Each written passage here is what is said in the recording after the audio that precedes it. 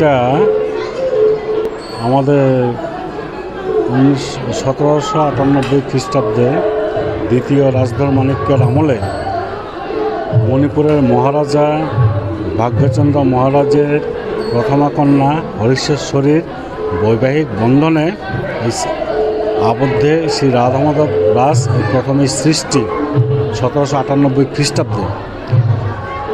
এই 1798 খ্রিস্টাব্দে রাজার পর রাজার দ্বিতীয় মহারাজ, এবার রাধাকিশোর, মাণিক্য, প্রতিটা রাজাই এই রাস মণিপুরী সম্প্রদায়ে, হিন্দু সম্প্রদায়ে এই রাসলীলাটাই প্রচলন প্রথা।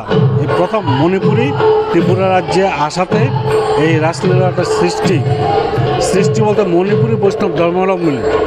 এটা হিন্দু, বুদ্ধিস্ট, খ্রিস্টান সর্বজনীন রাস উৎসব।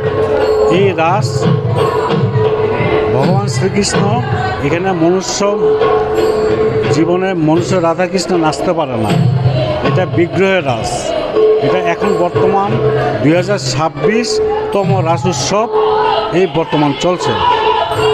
এটার একমাত্র বৃন্দাই এটার প্রধান। এখানে রাজধারী আছে সূত্র তথা 4 জন আছে।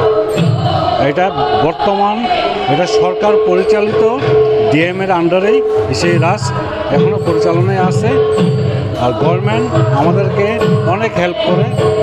বর্তমান প্রতি বছর গভর্নমেন্টেই হেল্প করে। আমরা পেয়েছি যথেষ্ট সম্ভব।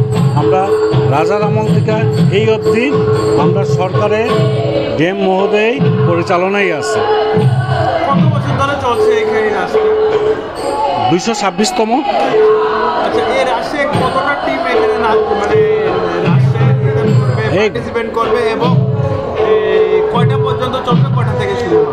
এখানে পার্টিসিপেট করবে গোপী 24 জন, আর রাধা আর কৃষ্ণ মিলে 26 জন। এখানে বিগ্রহ রাস, এখানে মনুষ্য রাধাকৃষ্ণ নাচতে পারে না, এটা নিষেধ, এটা স্বপ্নাদৃষ্ট। আর এই রাস আরম্ভ কীর্তন, আমরা যেটা নাকি বলে যে মণিপুরি ভাষায় নিপাপালা, এই যে কীর্তন আরম্ভ করেই 10:30 থেকে এই বৃন্দার রাধাকৃষ্ণের নাচটা এই বৃন্দাই প্রথম আরম্ভ হবে। এটা ভোর 5টা অবধি থাকবে। তখন মঙ্গল আরতি করেই সমাপ্ত করিবে। কতদিন চলবে? Subscribe to Tripura Info and press the bell icon so that you never miss any latest updates and news on Tripura.